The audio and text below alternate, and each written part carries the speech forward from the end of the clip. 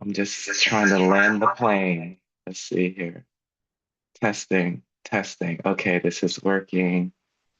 All right, landing the plane. Can you hear me okay? This is something that will happen. I will have to say namaste, everyone. So good to see you all.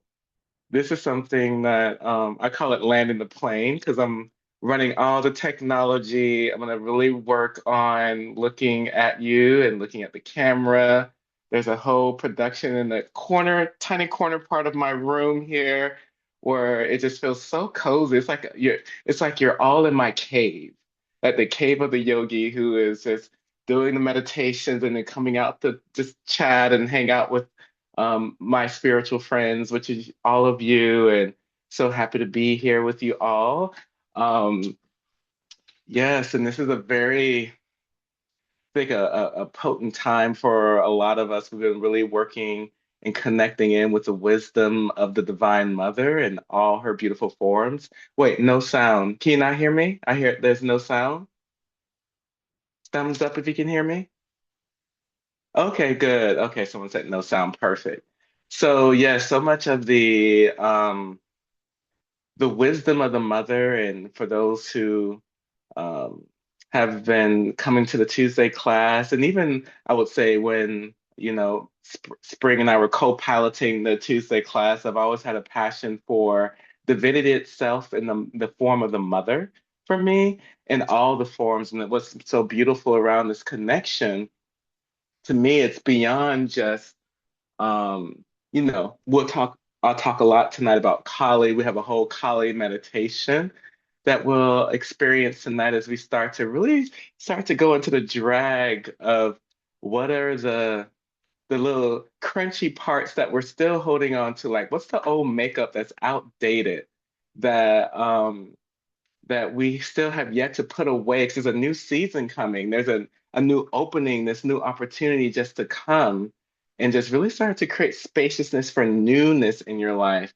And so much of Kali is around creating that spaciousness. Is there a question or was this an accident? Let me lower your hand. Did you have a question?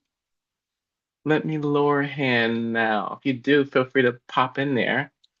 Okay, great. So yes, it's such a beautiful time right now as we start to really think about what it means to be in this place of transforming. We'll get into that in a moment, but just really going back again to I have such a connection to the sacredness of divine feminine, the mother, as I would say, as many would say for thousands of years, right? There is, for those who study the holy some of the different texts, especially those coming out of India and the East. I would even say in the indigenous communities as well, Mother Gaia, Mother Earth, and it goes from form to formless with all of these beautiful expressions of the Great Mother. So much of when I would work with Spring and would do plant medicine ceremonies, I have these moments with the Great Mother. I would feel so kind of overwhelmed by just the love. I think that's one of the things I really um, received from the wisdom of the plant medicine was that the mother is unconditional love.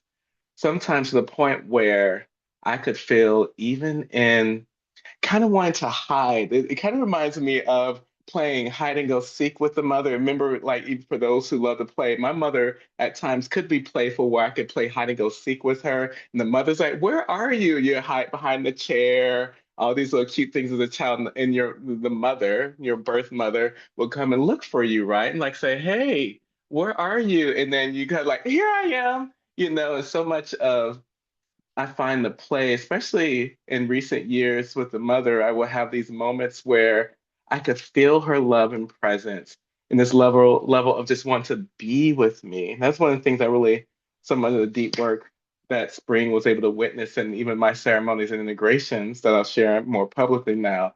This idea of there's nothing to do but just be, to show up and to be seen. I think that's one of the most powerful things for me, especially growing up in traditions that of religion that would say, hide who you are. You need forgiveness. You need some sort of redemption. You were born wrong. Recreate yourself. And so much of as I've deepened my path of practice, whether in breath practice, in the silence, in plant medicine, in ritual, I can see that the mother is just really interested in just being with me, all of me. Imagine that your most ugliest parts of you that no one knows about you, the parts of you that is obsessed. This is one of my obsessions, having chocolate ice cream, like going to town and just consuming, completely full. And then I'll go through this moment of just consuming all this ice cream to the point of being really sick. And then there's this level of embarrassment. How could I do this? I'm lactose intolerant. Now my whole day is gone and ruined. And imagine in your most crunchy, most unattractive part of you, the mother is just very interested in you. And I think for the human being, especially in a world that constantly is asking us to shift, to put drag on, to hide, to be something else, to be the best you can be, to be excellence, whether it's different cultures where we talk about being excellent here at the top. Imagine even in your worst part, the mother is still there observing. That's something I really spent a lot of time really contemplating over the last few months that really came out of some powerful ceremonies with Spring and some friends around the the wisdom of how the mother witness us, the wisdom of how she just continues just to hold space of love for our transformation.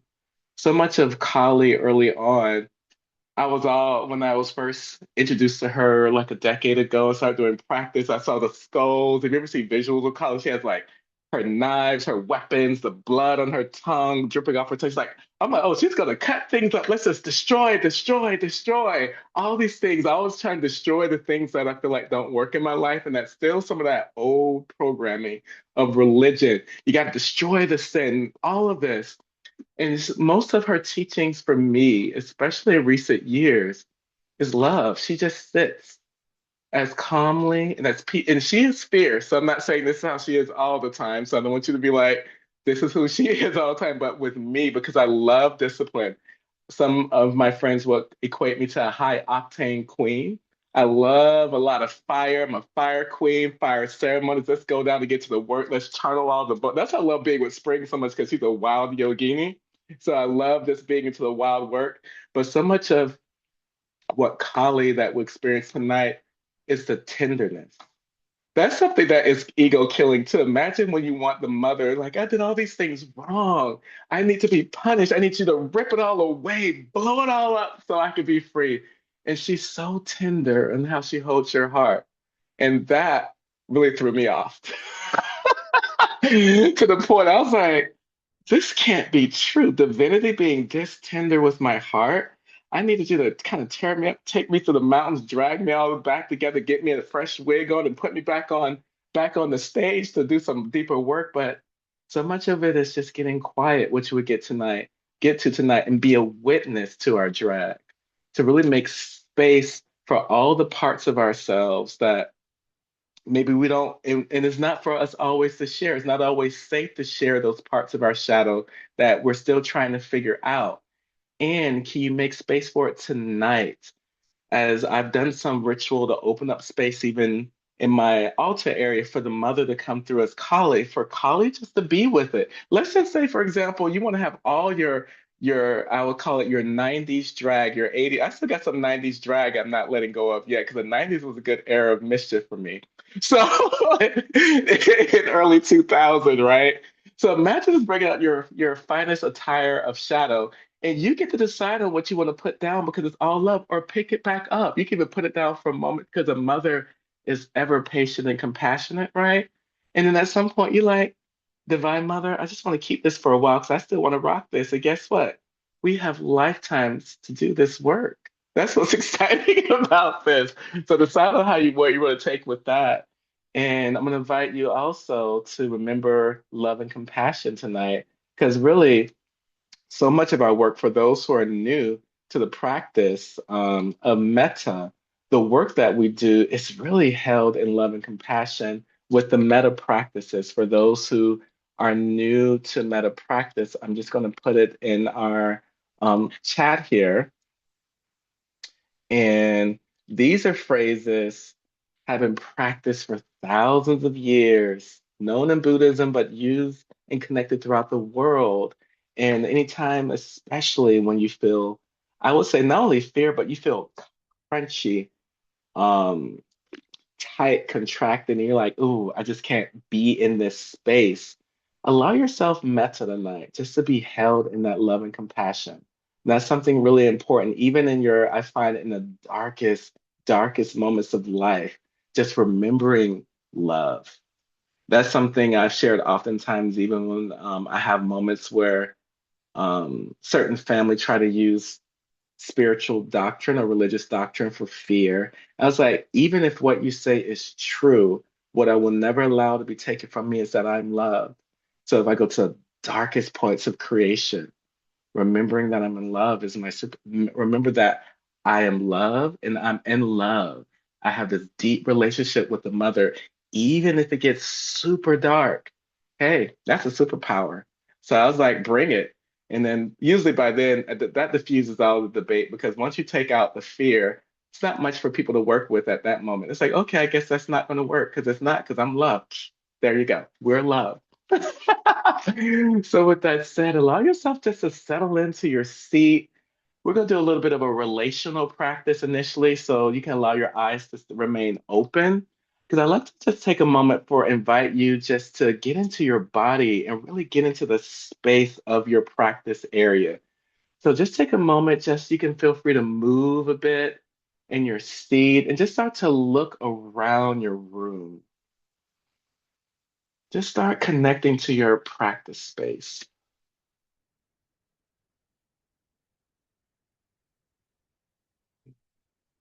And as you're connecting with your practice space and just really being this place of mindfulness, just really take in the details, just being ever present to all the nuances that's in your room, all the different parts that you put together or in your practice area.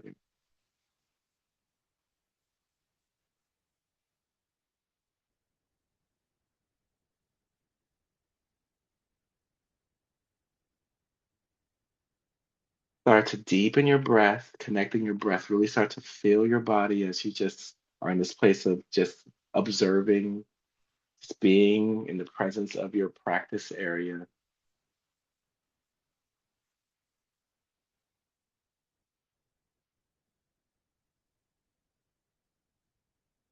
And if there's any item or part of your practice area that really draws your attention, just you can allow yourself to have a moment of focus in that area.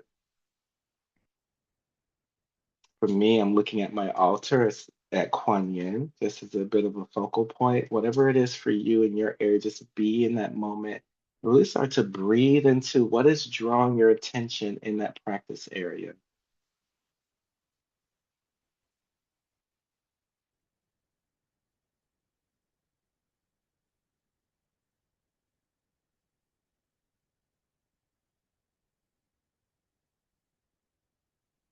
Start to deepen your breath and start to feel this connection in to your body. What does it feel like to draw in whatever it is that gets your attention? What is drawing into your body?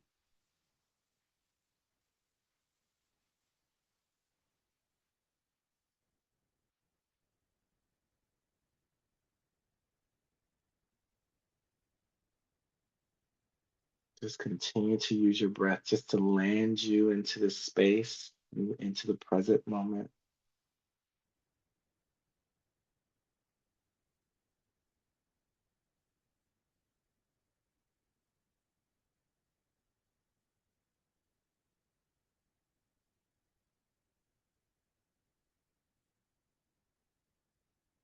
And once you're clear on the connection of feeling, once you start to really feel it into your body, close your eyes. Whatever it is that you drew in that drawn you to your practice area, feel it into your body. Now we're going to go more internal with the breath now, connecting in to this connection of feeling, right? So as you're breathing in and out and feeling this connection, whatever it is, for me, it feels like peace. From what I saw from that drawing externally, start to use your breath to expand this connection of feeling into the body.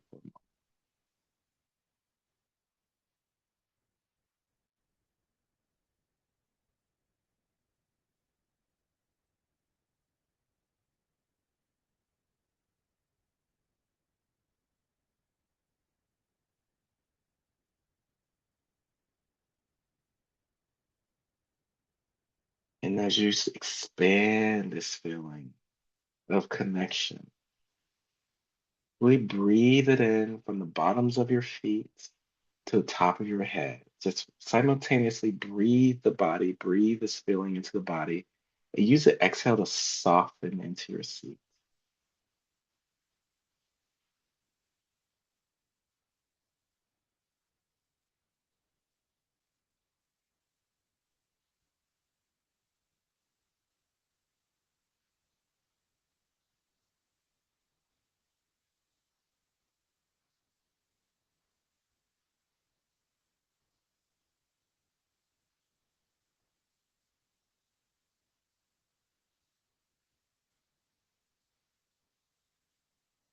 And as you begin to soften into your seat, as you breathe the body, bringing your attention, just doing a light body scan, focusing first on the bottom of your left and right foot first, and just start to really slowly connect with the body, with the breath. And you're just going to draw your attention from the bottom of your feet, rising with awareness, slowly until you reach the top of your head. And as you're observing, feeling into your body, just be in this place of noticing if there's any sort of tightness, contraction, any part of your body, and use the breath to soften.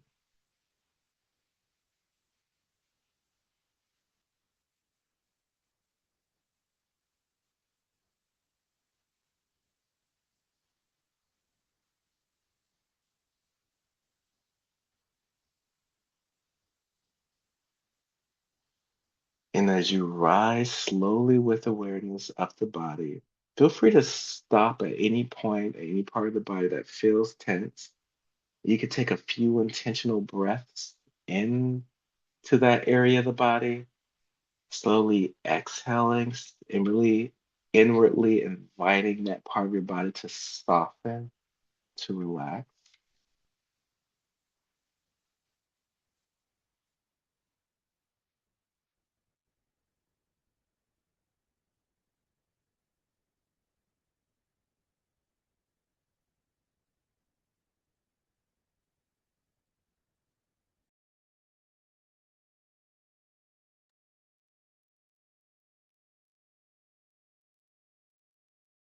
And as if any thoughts come to you, just observe them and bringing yourself back to each inhale and each exhale breath.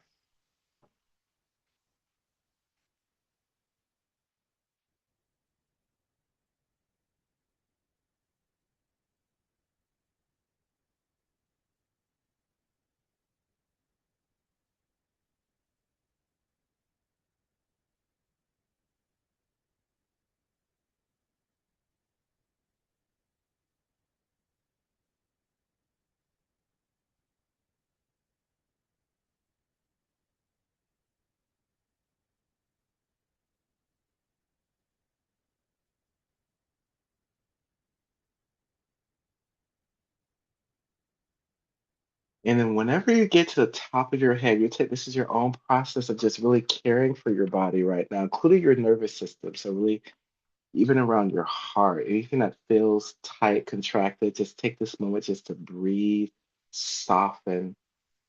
And once you get to the top of your head, you're going to go ahead and breathe your body fully, full breaths. And whenever you get to that part where you're breathing your body again, you just still do the inhale through the nose and then you exhale through your mouth as if you're fogging up a mirror. So you could just even hear that, ah,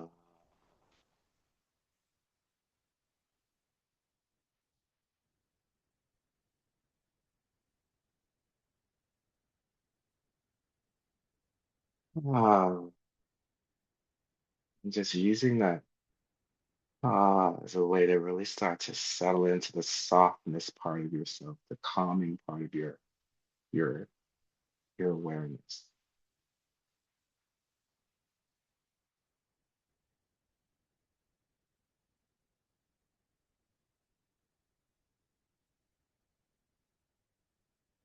Just do that three more times. In through your nose, exhale through your mouth. Ah.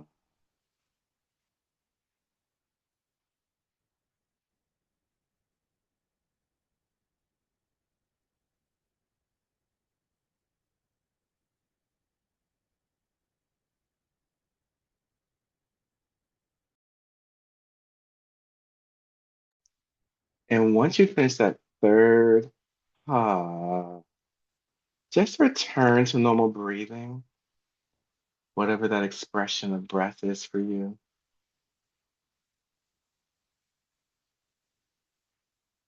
And just allow your body to go. And you're just going to be in this place now as you're breathing in normally. Just be in this place of noticing.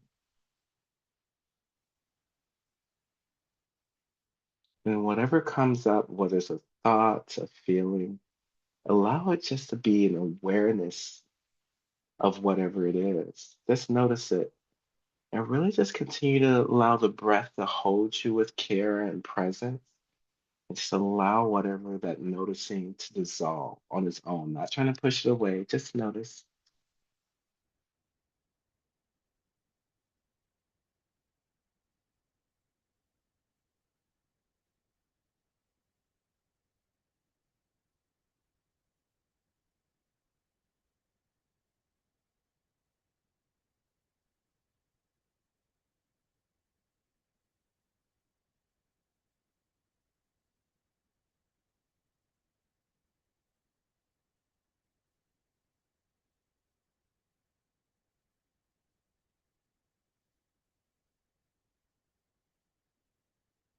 And as you're in this place of noticing, even if you can softly see if you can notice a reoccurring noticing of something that continues to come up, almost like a pattern, not to make any shifts to it. See if you can just be in this place of witnessing whatever it is coming up, in this place of noticing, allowing it to sit with you, not pushing it away, still using the breath as a landing place to allow you to be present and just keep breathing, noticing until it dissolves, and not even looking for the next moment to happen of something new, just noticing where the mind, the feeling of the body takes you.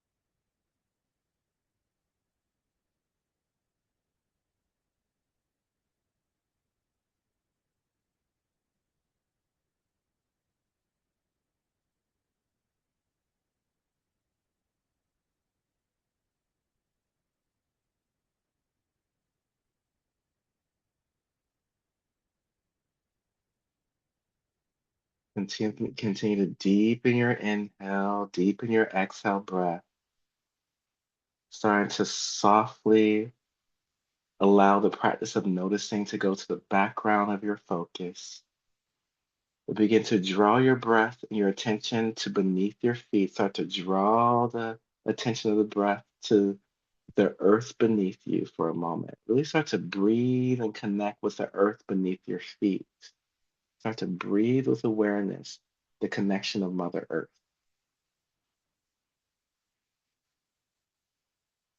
Can you allow yourself a moment to really just breathe and connect into the earth?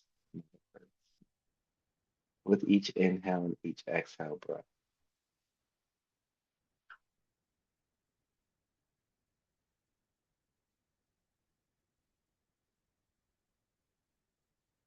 And as you're inhaling, could you visualize Mother Earth breathing into your body as you're connecting into the earth beneath you? And as you're exhaling, it's almost like you're exhaling, breathing to Mother Earth that's breathing and receiving your breath. Start to build this connection of breathing in the breath of the Mother Earth into your body. Really feel that connection with Mother Earth beneath you. And as you exhale the breath, the mother's receiving your breath. Really start to build this relationship of breath connection with Mother Earth.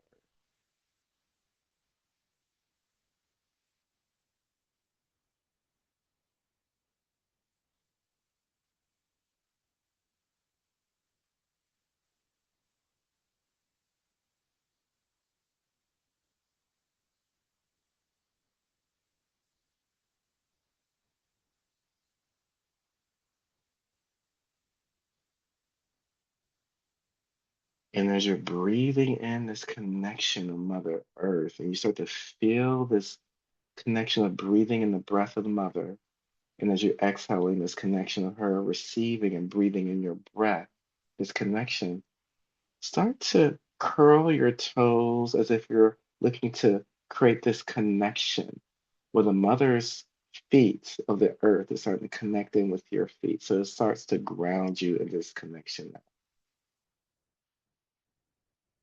It's as if you're holding the Mother Earth and she's holding you, connected to your feet. As you continue to do this deepening of breath awareness, of breathing in the mother with each inhale and exhaling, giving the mother breath to receive.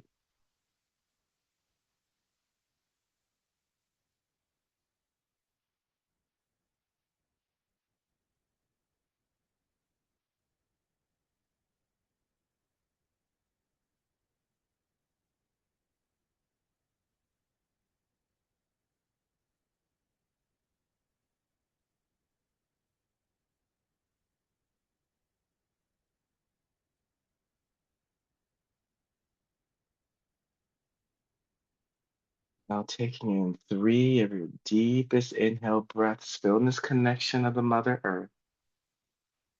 Three of your deepest exhale breaths, really giving the mother that trusting her with the breath that it will return to you with each exhale as she really starts to receive the breath.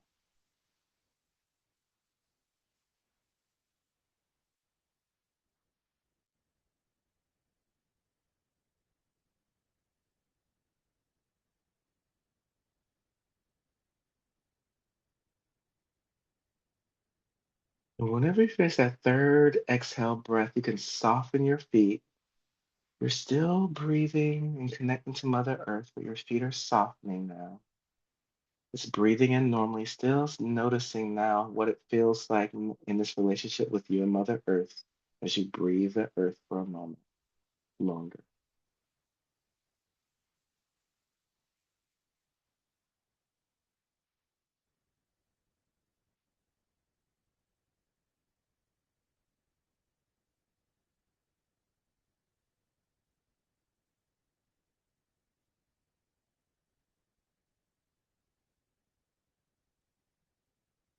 And I'm going to invite you whenever you're ready. You're still breathing the earth of the mother beneath your feet.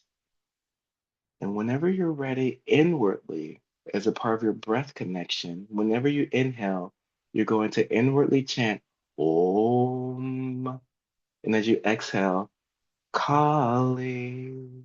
Breathe that into this connection of Mother Earth. So you're inhaling Om, exhaling Kali inwardly. Start to really feel the earth awakening as Kali Ma beneath your feet.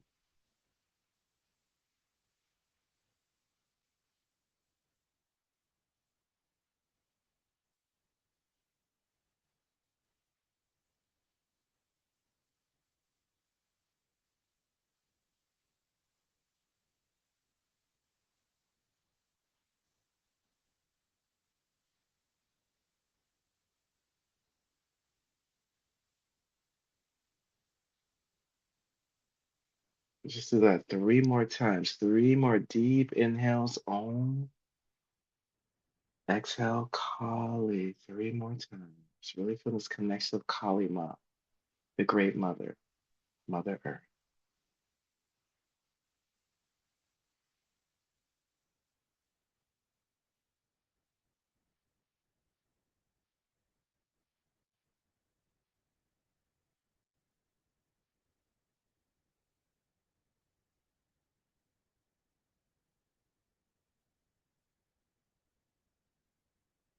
And whenever you finish that third exhale breath, return to normal breathing. Still breathing in the earth as Kali Ma. Notice what this connection, now the mother is becoming more personal. Just this aspect of Mother Earth is Kali as Earth Mother. Whenever that next inhale breath comes in, slowly inhale breath, connecting it to the earth beneath your feet. Once you're full of air, holding that breath there for a moment, feeling the energy of Kali really start to take hold energetically of your feet. And with intention, slowly exhale the awareness of Kali from the earth up your legs and ending at the base of your spine, the root chakra. And let's do that two more times. Take a deep inhale at the earth mother just beneath your feet, holding it there for a moment. Feeling this connection of Kali Ma's earth mother at your feet. Feel it build. And with intention and awareness, exhale slowly this awareness of Kali from the earth up your feet, your thighs, and end at the base of the spine. And then one more time with great intention. Deep inhale to Mother Earth beneath your feet. Feel this connection of Kali Ma, holding it there, feeling it build, this connection of the Great Mother. And then exhale up the feet, thighs, and ending at the base of the spine. And begin to breathe in Kali Ma at the base of the spine with awareness. In through the nose, out through the nose. And with each inhale, just inwardly say Ka, and then exhale, Li.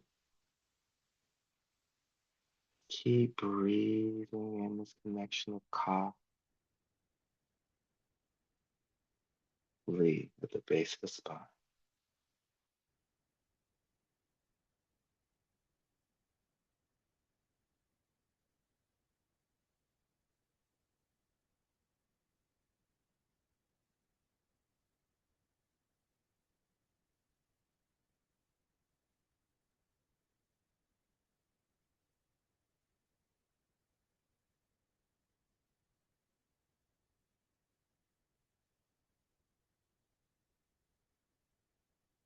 And just do that three more times. Deep inhale, Ka, exhale, Li.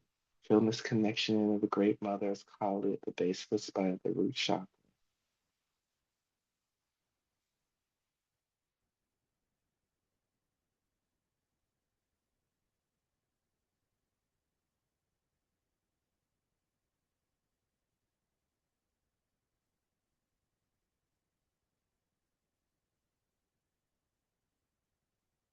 And then allowing that sacred name of the mother to go to the background of your mind, still breathing into the base of the spine. And as you're breathing into the root chakra of all your where all your identities hold, where they lie, at the base of the spine, the root chakra, begin to ask yourself the question at the base of your spine, who am I? Just breathing it into the base of the spine with intention. Who am I?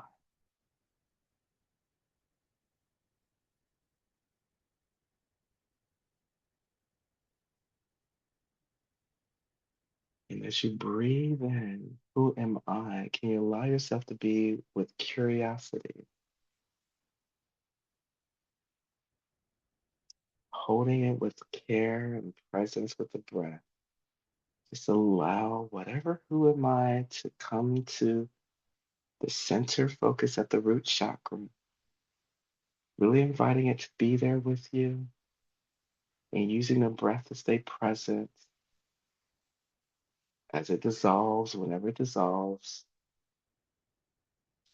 And you can continue to be with who am I?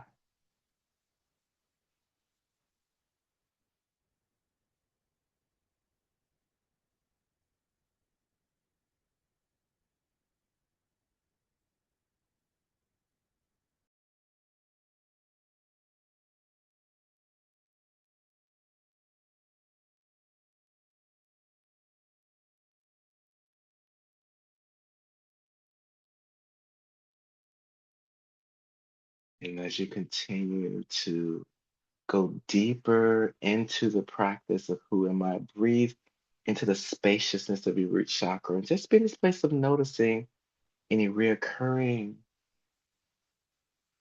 images or feelings that come. Just notice and continue to allow this expandedness to really start to open up both light and shadow. Who am I? What do you believe to be true of who you are?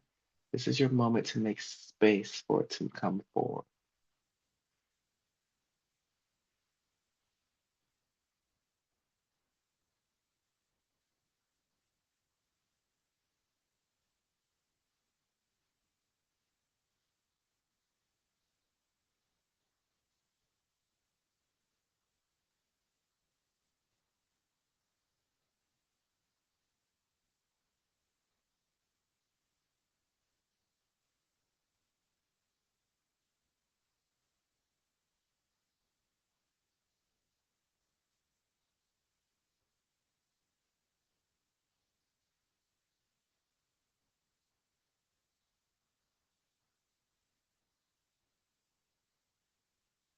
Continue to deepen your breath and really see it as this opportunity to continue to explore all the different worlds of your identity, of gender, of culture, roles in life. Allow it to continue to, what are all the things that stick to you as identities? Really just to be in this place of exploration. Who am I? Using the breath to hold you as be present, not to drift into any reality, but to be present and continue to allow the layers of identity to unfold.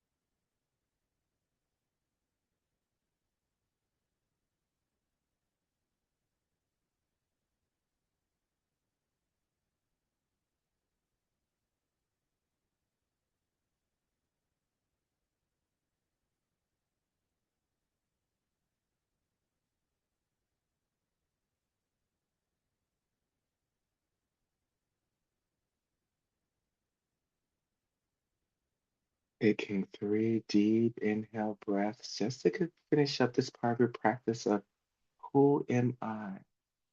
Three deep exhale breaths into the base of the spine at the root chakra.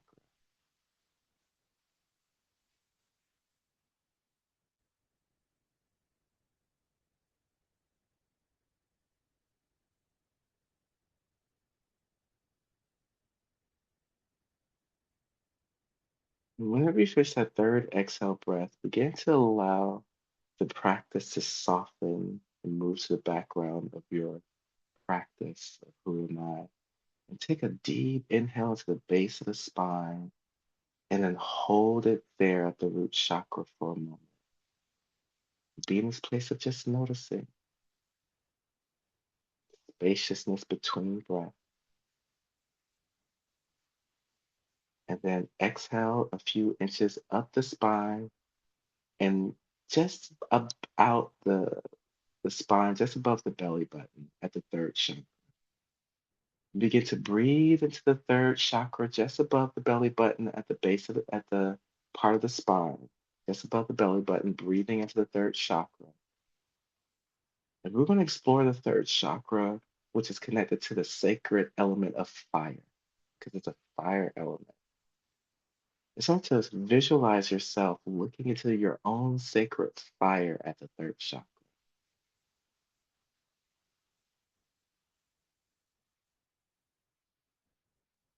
And as you look into the fire, which is going to hold a mirror of truth, I invite you to start to connect to Metta as we go deeper into the truth of what is hidden that you can't quite see yet. So I invite you as you're breathing and connecting into the your own sacred inner fire, begin the practice of may I be happy and peaceful. Breathing in, feeling this connection with fire as you say this.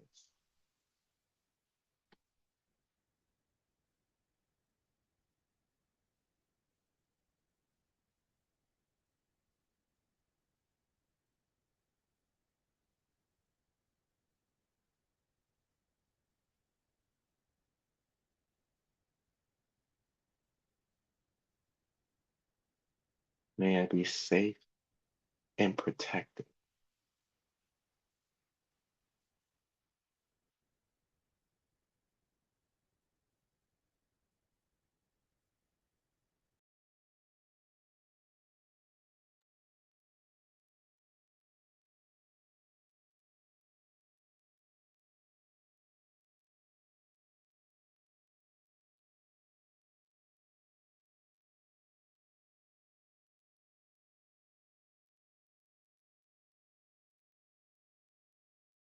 May I be healthy and strong in this body. Breathing that in, still sitting in front of the sacred fire of the third chakra, feeling its warmth.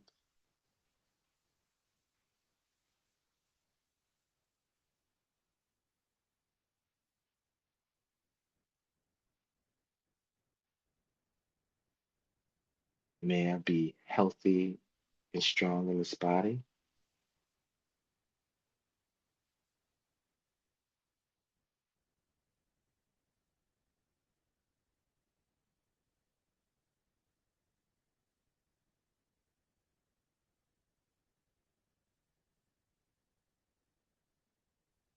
May I live with ease and well being. Continue to cultivate this feeling, this connection of compassion.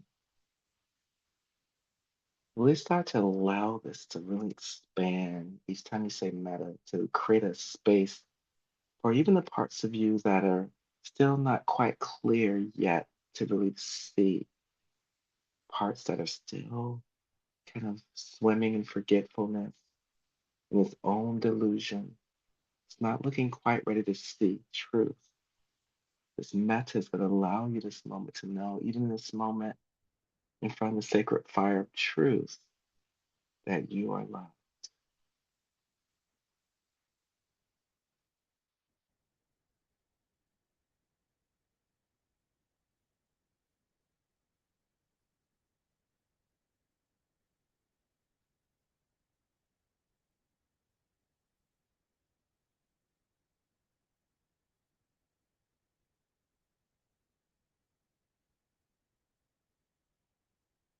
And as you continue to repeat the meta phrases, see if the fire can actually reveal, as you continue to feel into the love of metta, reveal something that you may not have seen of about yourself. Of who am I?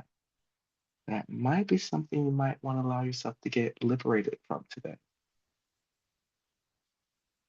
It's always your choice.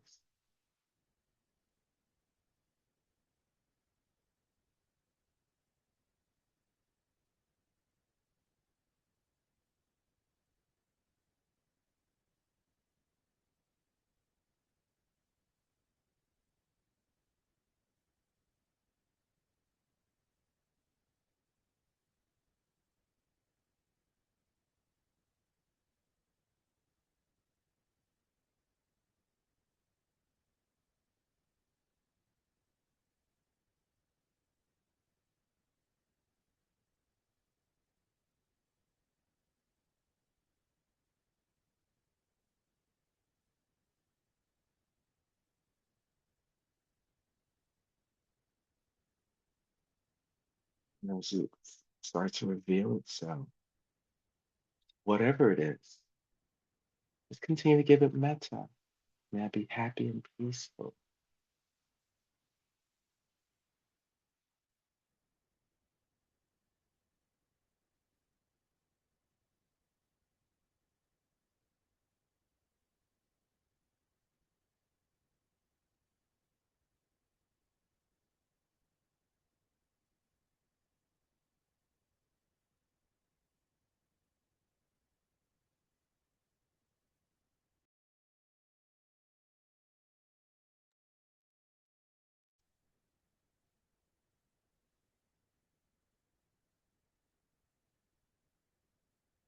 May I be safe and protected.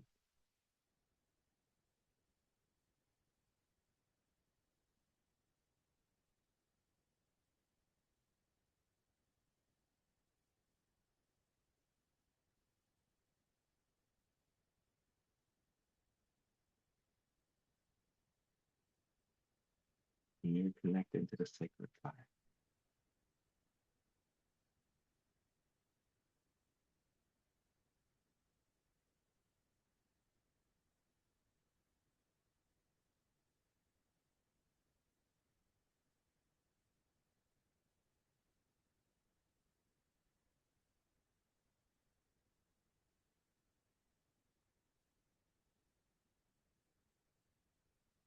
And as you continue with the meta phrases, anytime you want to just give something to the sacred fire to consume that you feel like you no longer need, give it with metta.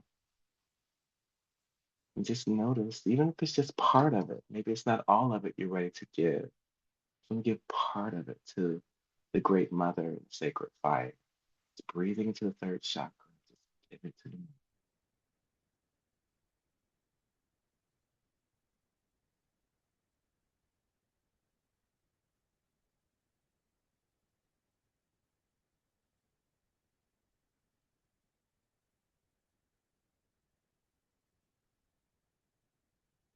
Just notice as you are giving it metta and be healthy and strong in this body. Stay on the third chakra, being with the sacred fire.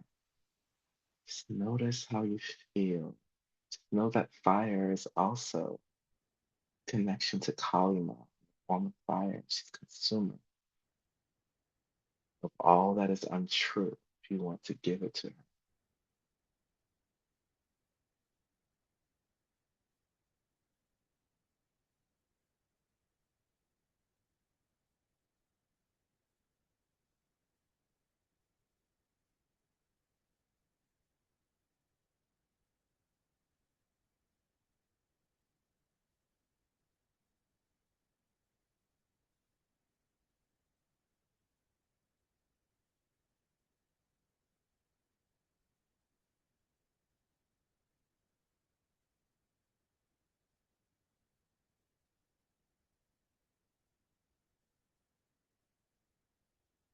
You find that your mind starts to soften and the images start to fade. And you start to feel the fire calling you to be with the silence. Move into the silence of just being with the fire and letting the meta softly go, letting the images softly go, and be with the silence of the mother as fire. Just be with her.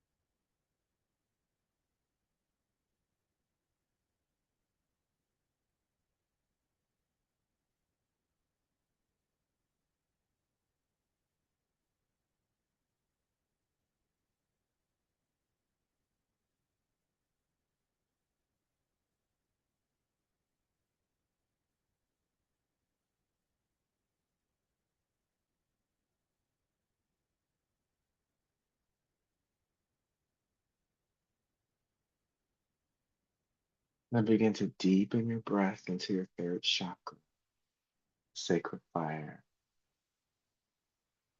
starting to become aware of this connection of the breath with this part of your chakra. And when the next inhale breath comes in, inhaling into the third chakra, the sacred fire, holding it there for a moment, on this deep connection of the mother as this purification element that is fire. And then slowly exhale up the spine and out the center of the chest at the heart. And start to breathe into your heart now deeply. Place of love, connection, the heart chakra. And I want you just to feel into your heart now. This is your own unique channel connection of love that is universal, but also very personal. Who you are as a unique soul, your way of how the mother loves through your heart. Take a moment just to breathe into your own love of your heart.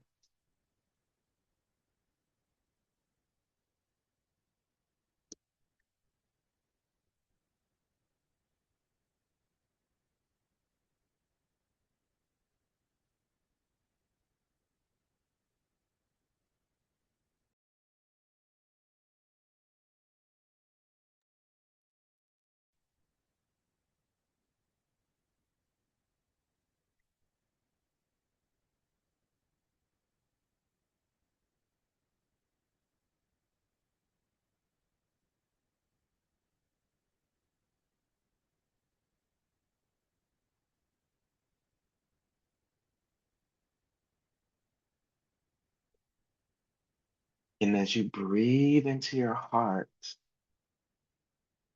what is the message for you today around your own uniqueness of love? And if you allow yourself to be even a little bit more into the more expanded way, really, this is a mother's showing up uniquely as you in this unique way of love. So, what is a mother trying to teach you about love in your own unique way of loving with your heart? We breathe that in.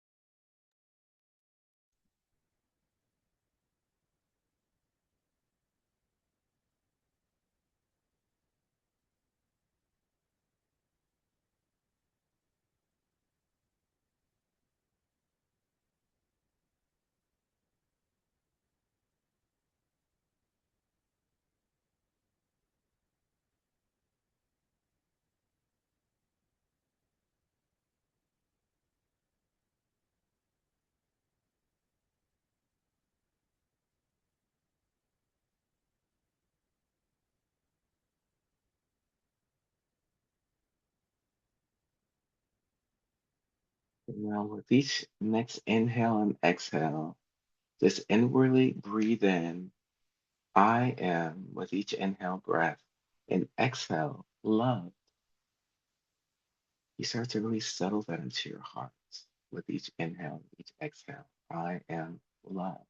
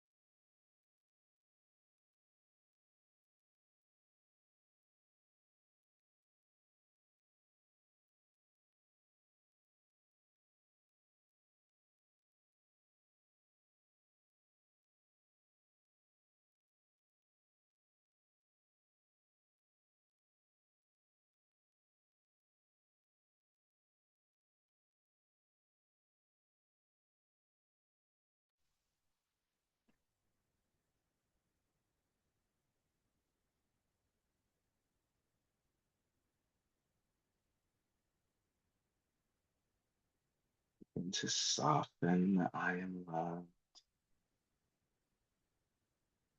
letting that part of your practice go for a moment, still being with your heart.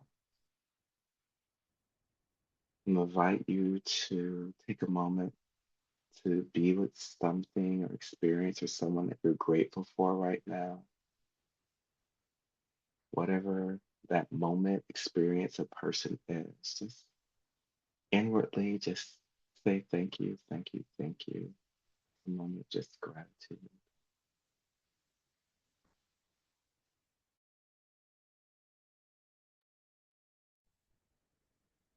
And then whenever you're ready, bring your palms together and pray at your heart to be with this moment of just gratitude and connecting now just to the community of meta practitioners, not only on this call, but just all who practice love and kindness in its different forms, to the meta community, seen and unseen. Bowing, chin to chest. And whenever you're ready, you can come to a relaxed seat.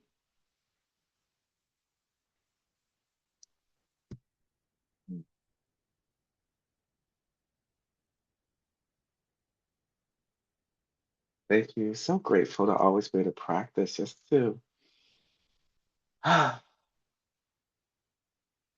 love the mother so much. It's such a honor. Even when I'm practicing by myself, I just go into this part of my name, Bava, the root is to really have this deep spiritual connection to divinity and all its forms. And I just go through these moments of just that intention, especially something about the collective come together with this connection of whatever divine feminine, whatever force of love is. It's just so powerful. And now I'm so relaxed. I can get my energy up now. Yes, the Sangha is love. I totally agree. And it's such a beautiful space to be with the mother in all its forms. And what's so just unique, I find as I deepen my connection and practice, is the simplicity. It's great to have all of the Dharma, all of the language, I'm big into all the different sort of constructs that we create just to make sense of divinity. And it really does boil down to love. It's the most powerful force that we have. I really do think love is what holds the universes together in so many ways, right? It's this where um that's what I love so much. One of my favorite expressions from Spring when we should talk, she's like, girl, I'm the queen of the comeback. I'm making a comeback. I know love is always coming back. There is like we have these moments where we go deep into the shadow. And sometimes when I look at the state of the world, I'm like, goodness, are we actually going to lose this?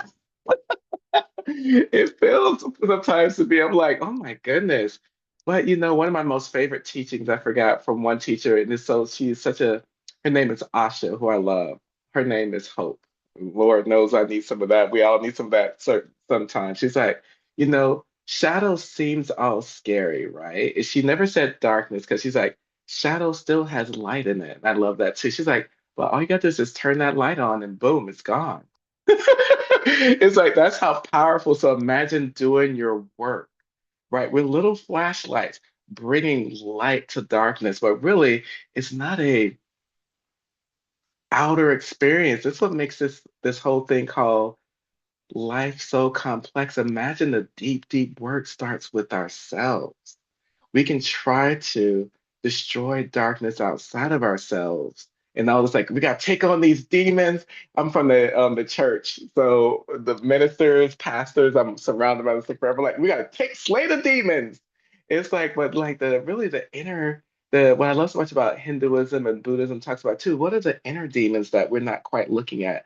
And the demons are not always so obvious, right? We always think about demons as like literal harm, right? Which is bad. But sometimes it is, I wish that I had more recognition. Why did this person get all this praise? I've worked so hard and they get all this and their stuff is just basic. Now I'm doing some shade now. They just got some basic stuff. That's the basic team. I'm doing amazing stuff over here and no one's paying attention to me.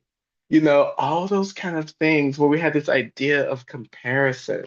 We live in a world of competition, who's first and all of that. And right now, as I go into the some of the most more beautiful, deepening teachings of Kali. And we're going to do some beautiful exploration as we go on this journey of meta. We see where this goes. I know Suhan is like, yes, I'm ready. And I'm like, woo! It goes deep. Really going into what is the unseen delusion, right? And sometimes I used to think delusion was such a bad thing. Like, oh my God, I'm not deluded. How dare you? I am in it. But one of the most powerful teachings around the Great Mother is imagine she is delusion itself. In the Hindu tradition, she's also known as Maya, illusion. That's where we get this beautiful thing called forgetfulness. Like, and and it is so subtle at times where it's like, why do I decide I want to do this work and be with my parents and get my mom and my family? They're getting on my nerves, even though we made all these beautiful like initiations and try to do all this work, like I'm gonna love. And then something happens where they get on my nerves and I forget. All these moments we think we can, and we could go ahead and put it away. We can trust. I had a good 10 years when I was in my LA West Hollywood life. I had 10 years of forgetfulness and I raged it. And guess what? It brought me right on back to the past eventually. So you can have those moments where nothing exists. You start to really, whatever that is for you, lose presence, right? And go down this journey of forgetfulness. We all do. And that's part of the design too. The Great Mother, because it teaches us also patience, right? And there is a timing to liberation. Like this idea we gotta rush past our delusion and get liberated right away. I'm always careful around that language because the closer I really do believe you get to freedom, and it might just be freedom in one area, delusion walks right there with you. And I've read that in different texts. That's what makes it so amazing. So I'm always very humble, even when it comes to like anyone that even dares to say, I am liberated. There's a few yogis out there that allow the chatter of their liberation to run free. And one of my things is even if at some point I got liberated, I will always kick that footstool from under me so I can fall real fast because the last thing we want people to start chattering around is you're liberated, but because when you have breath, and that's one of the things I love with some of the yogis, Sri Yukteswar, and I'm gonna go way on back, Sri Yukteswar, Yogananda's guru, it's like delusion is right there, right next to you. It's right there with you. So you got to be like really just that discipline, that focus around your own practice, and really that willingness too. What I love so much about Kali and being in that place of forgetfulness. If you can remember the one thread of love. Love is that light too, even if you don't know what's going on. I've been there. I'm not sure how many of you have been there. I've been there. It's like, I have no idea what's happening right now. It is utter chaos. I'm glad I'm alive right now, and I can't make sense of any of this. Am I doing the right thing or not? It just feels like bananas. You know what, great mother? I love you. I have no idea what's happening. Literally, I think that's the greatest place to be. Once you start to feel like you have it all figured out, you're not deluded like, oh, I have the map, I've done my practice, I know. Be careful how much you know. Because one thing I've learned about Kali Ma and the queen of crushing delusions, I realize how much I just don't know. That's why I try to avoid having the master plan. Like I have the key and all of that kind of stuff. It's like, oh no, go inside, get quiet, get curious, and one of the things as I talk about some of the aspects of what it means to be at this aspect of the divine Kali, how can I deepen my relationship with love and care with these different aspects of her? The part of her that is playful with delusion itself. How can I hold that part of my relationship with the mother and not resist?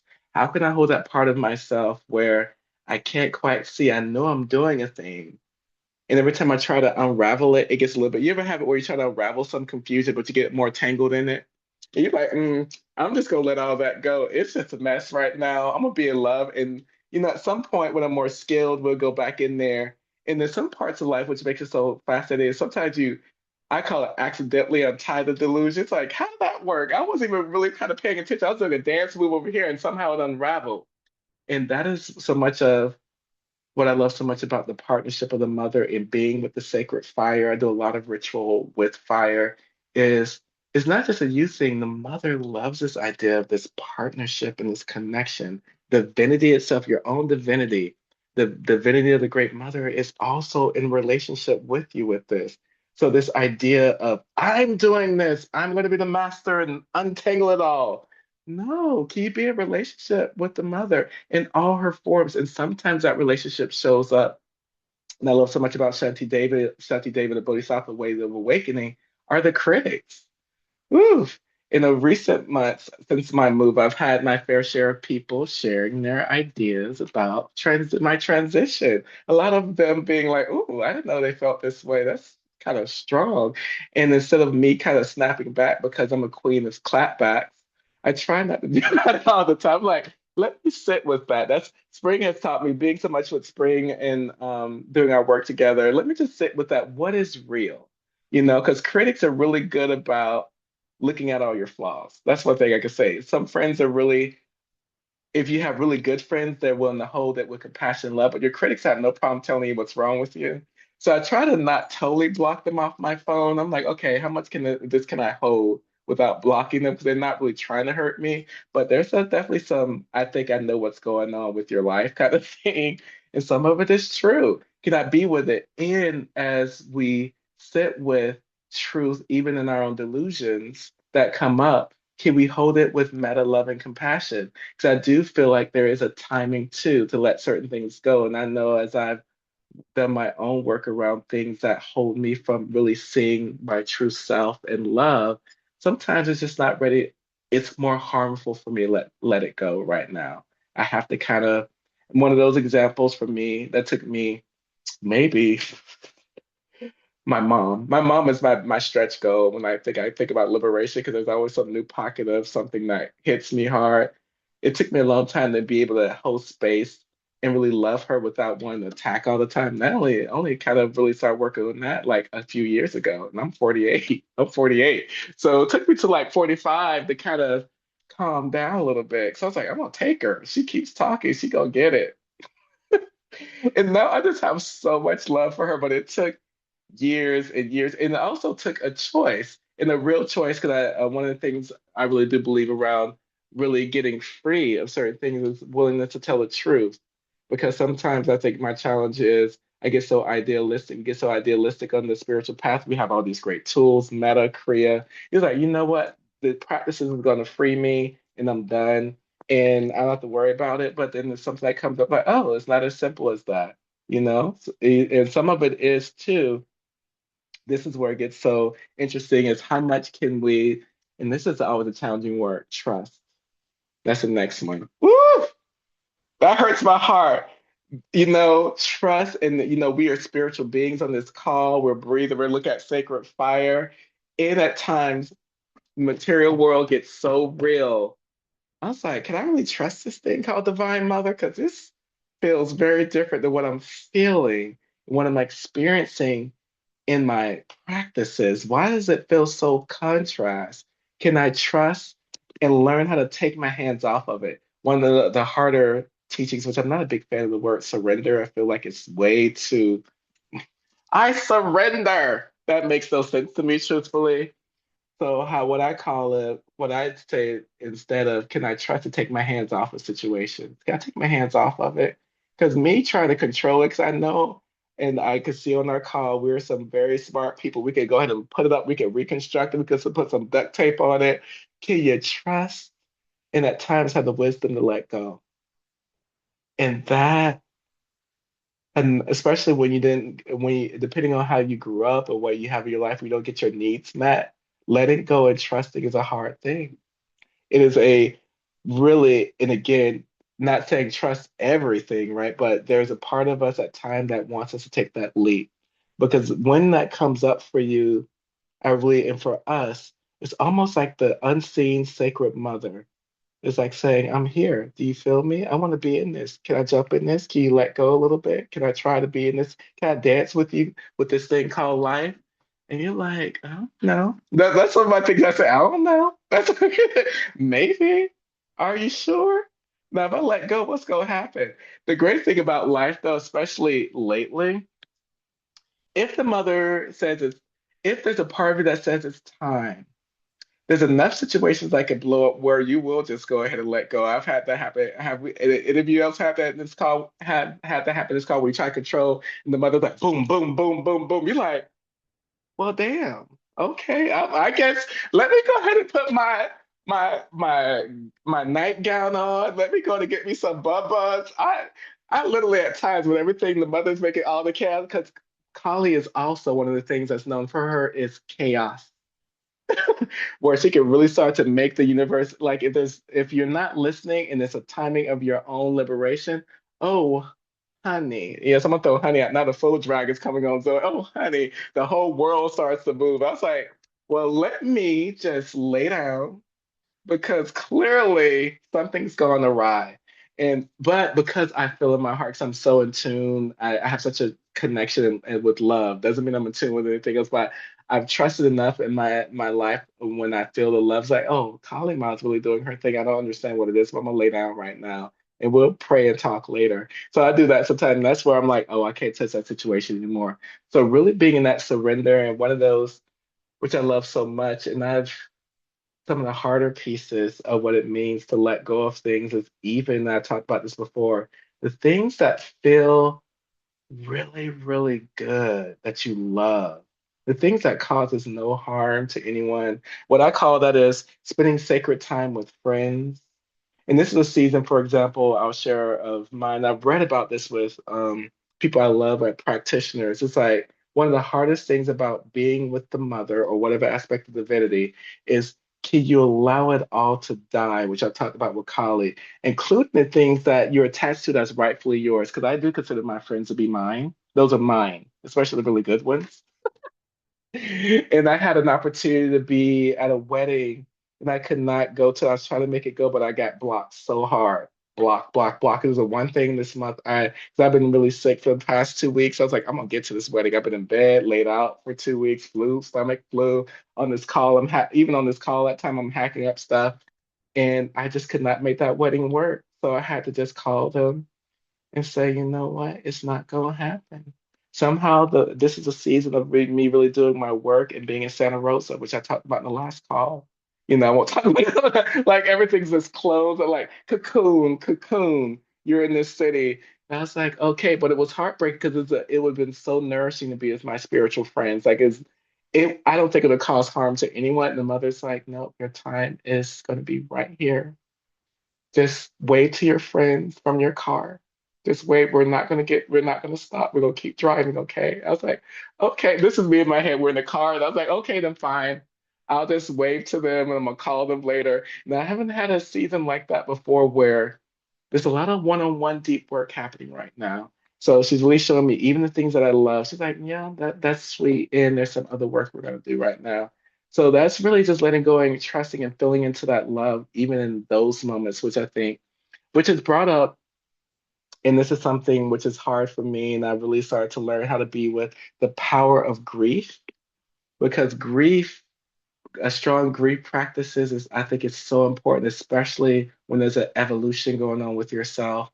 We could call it transformation, certainly, because we that word is thrown out all the time. But when I say when there's so much dying, even if it's good things, right? Well, I'm sorry, when it's really bad things happening, it's ending, there's still a grief around things ending, even if it's things that are not entirely healthy. How do you hold space for that? What are your practices around really feeling into your heart that parts of yourself that's suffering? Because there's still an energetic disconnect happening. How can you hold the grief? What are your support around that? Is it ritual, writing, practice, walking, being in nature? How are you clearing this? How are you being with your own sorrow? How are you making space for that right now? Some of the things that I've started doing recently is I've been doing a lot of writing. And also what's helped me, I'm sharing in safe spaces like this too.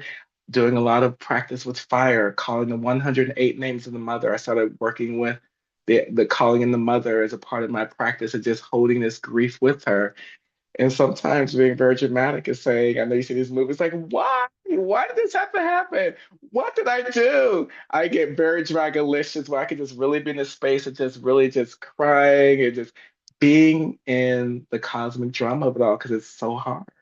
It's so hard at times to even the parts where you know you've been called for a different purpose and it feels so good to let go. There's something about being in that space where you're in the process, you're letting something go. It's almost like you don't haven't fully landed in your next destination.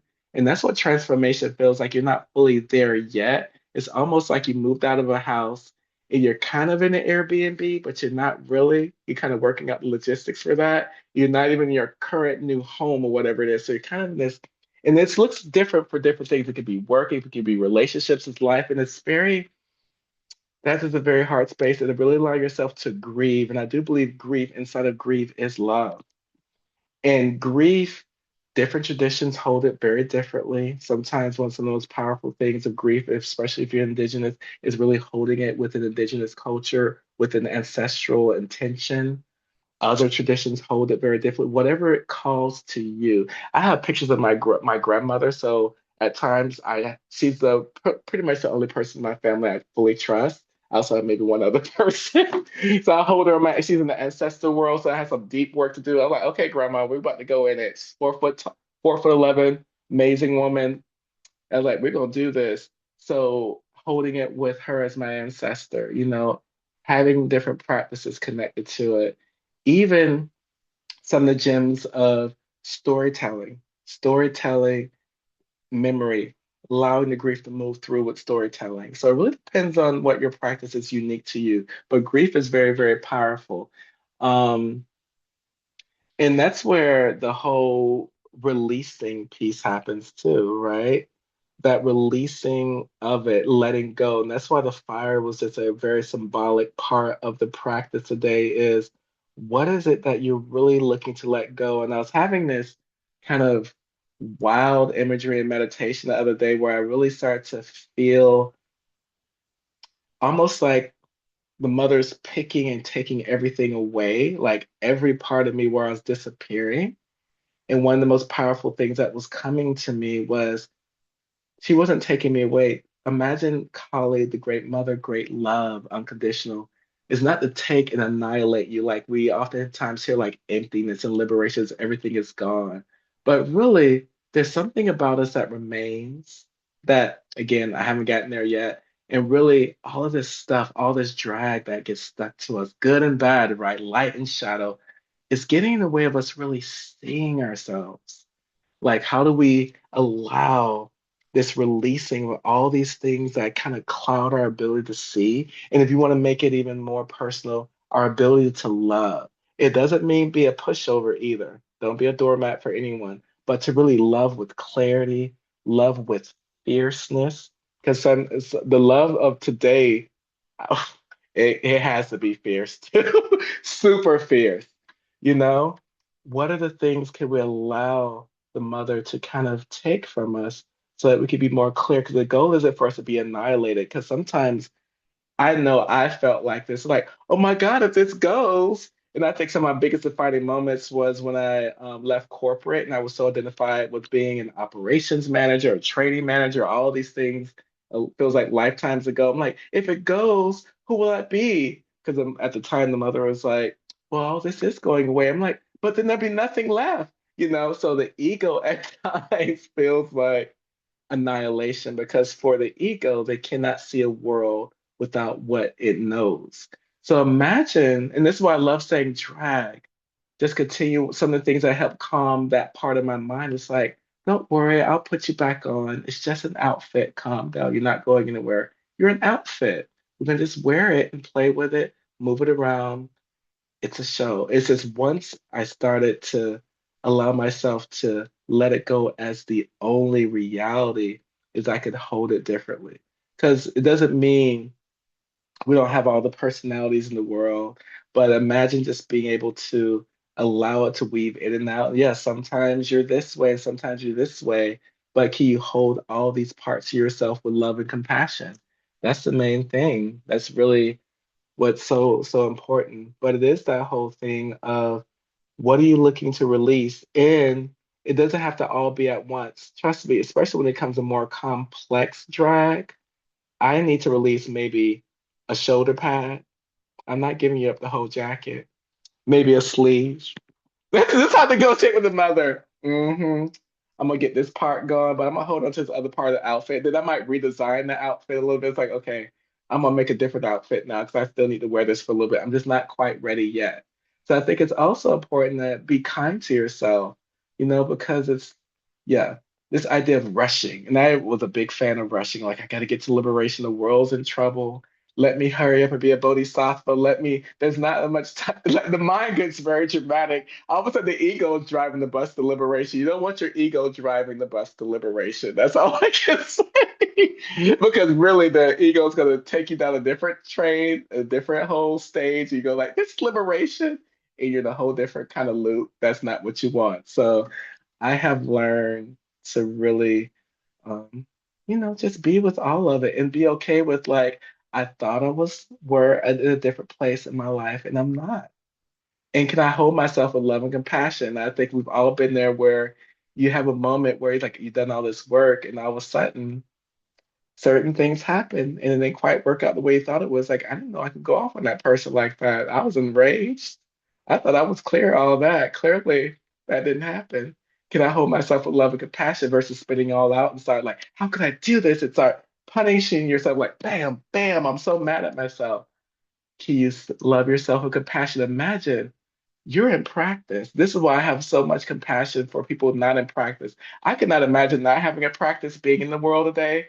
Oh, honey, it'd be a whole different thing going on right now if I was not in practice. But it does give you access to being compassionate to others. And I really do believe so much in when we call this thing called liberation. What I love so much about I feel like the rising dharma of today's age is this idea of not centralized one person on the mountaintop disseminating, this is what's going on, people. This is what's happening. Come climb this tree one by one to get up here. I really do believe that the satsang is the guru, and we are liberating at the same time. This is a new era, and not to knock any of the traditions that want to hold centralized power, but I do think there's a new rising, a deeper understanding of what it means to be free. That what inspires others to really be in the deepest truth of their heart is when we practice love together. And that's what really helps me, because some of the harder parts of, especially in practice, solo practice, it can feel very lonely. One of my fears, I think this is why I've been in the stage where I'm like, oh gosh, I'm in Santa Rosa. I've been kind of like fighting it. It's interesting. I haven't told my mom this because her way of trying to get me to be with the Christian church is hell and being burning up forever. You know that whole story, right? Believe whatever you want to believe about it. I told her that's maybe some people's hell, but I'll do a whole, like, she didn't understand what I was saying, puja ceremony with the Great Mother. I'll be like, there'll be fire. I'm like, oh, lots of fire. Let's go to build great ceremonies. They call it 1,008 names of the Mother. I just be doing pujas all night, right? Sacred prayers. But my fear is being alone, not having any of my spiritual friends near me, not being able to have access. And I think so much of the deep work of my time right now is spending a lot of time, and I have access to you guys here. That's what I'm looking forward to. Suhana was like saying, yes, teach in person. I spent so much time in this room in Santa Rosa, in this deep practice where I'm trying to move out. There just has not been the time because the mother's doing some work with me on what it means to cultivate this relationship one on one with her in ways that I haven't had before. And it's been very, very powerful on, can you face and be with those darkest moments of yourself and not make yourself feel wrong about it, but can you know that the mother sees and holds your heart with it?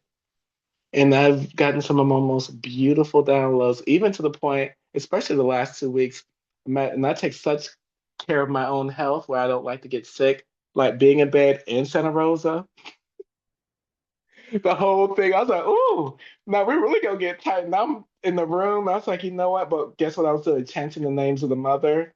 I was like, I guess we're just gonna be right here in this bed, because one of the things that I would really want to leave you with is life itself and everything in between, all the nuances. Can you be in this relationship with life in that way, where even when it's hard, it feels shadowy, that still is aspects of the mother. How can you relate to that relationship? How can you hold that? And so yeah, so I've been really, that's my, what I really want to leave you with that is, and we're going to continue on with this practice around what that looks like, to be able to hold this connection and this relationship with the mother. Um, And I'm gonna stop the recording 'cause I know we're past time, but I do want to also